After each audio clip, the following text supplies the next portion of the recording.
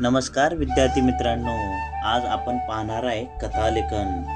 तुम्ही लहानपणी कथा ह्या आजी आजोबांकडून ऐकल्याच असतील ना। तशीच कथा मी आज तुम्हाला सांगणार आहे।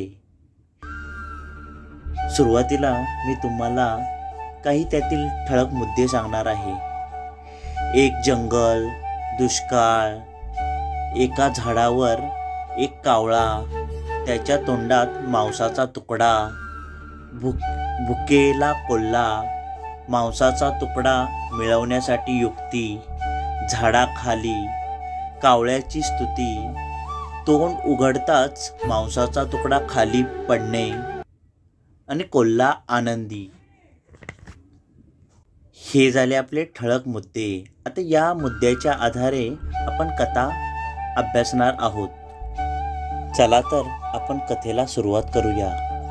एका जंगलात एक कोल्हा इकडून तिकडे फिरत होता।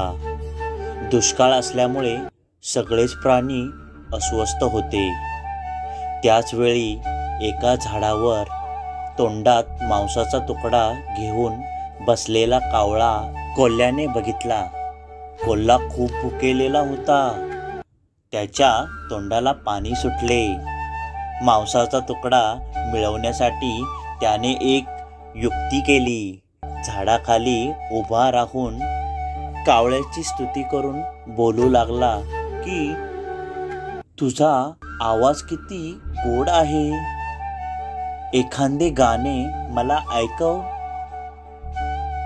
उन्हामुळे खूप दमलो आहे, गाणे ऐकल्यावर खूप आनंद वाटेल। कावळ्याने विचार न करता तोंड उघडले। मांसाचा तुकडा खाली पडला।